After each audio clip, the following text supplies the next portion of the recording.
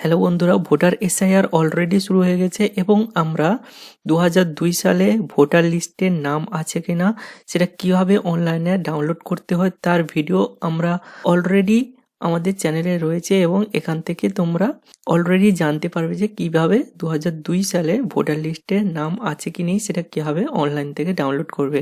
তো আজকের এই ভিডিওতে দেখবো যে লেটেস্ট যে ভোটার লিস্ট রয়েছে অর্থাৎ 2025 সালের লেটেস্ট যে ভোটার লিস্ট রয়েছে সেটা কিভাবে আমরা ডাউনলোড করব এবং তার প্রসেস আমরা স্টেপ বাই স্টেপ দেখব। তো প্রথমেই আমরা গুগল ওপেন করে নেব এবং এখানে সার্চ করব voters.eci.gov.in। তো এই পোর্টালে আসার পর এখানে তোমরা এরকম একটা ইন্টারফেস দেখতে পাবে এবং এখানে দেখতে হবে লগ ইন আর সাইন আপ। তো 2025 সালে ভোটার লিস্ট যে লেটেস্ট ফাইনাল যে ভোটার লিস্ট রয়েছে সেটা ডাউনলোড করার জন্য লগ ইন বা সাইন আপ করার কোনো দরকার নেই। আমরা লগ ইন বা সাইন আপ ছাড়া অটোমেটিক্যালি আমরা কিন্তু 2025 সালে ভোটার লিস্টটা অনলাইন থেকে ডাউনলোড করতে পারবো। ঠিক আছে, তো এখানে তোমরা অনেক কিছু অপশান পেয়ে যাবে। তো আমাদের এখন দরকার 2025 সালে ভোটার লিস্ট। তো এখানে তোমরা দেখতে হবে রাইট সাইডে ডাউনলোড ইলেকটোরাল রোল পিডিএফ। তো এখানে তোমরা ক্লিক করবে। তো ক্লিক করার পর এখানে দেখো স্টেট সিলেক্ট করতে হবে।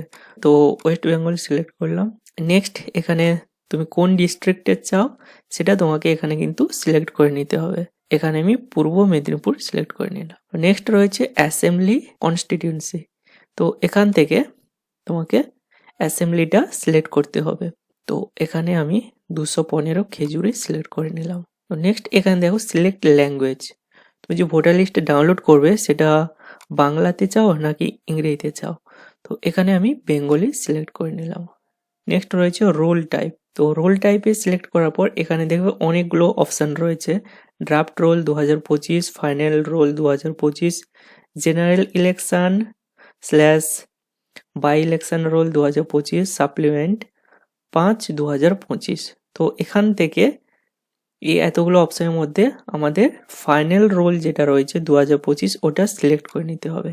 এখানে তোমাদের ক্যাপচাটা ফিল করতে হবে। তো আমি ক্যাপচাটা ফিল করে নিচ্ছি 3F। তো ক্যাপচাটা ফিল করার পর এখানে যদি ডাউনলোডে ক্লিক করি দেখবে এখানে একটা ওয়ার্নিং আসে, প্লিজ সিলেক্ট পার্ট। তো তোমাকে একটা পার্ট সিলেক্ট করতে হবে। তো পার্টটা কিভাবে সিলেক্ট করবে এখানে দেখো সিলেক্ট অল সিলেক্ট করলে সবগুলো চলে আসবে।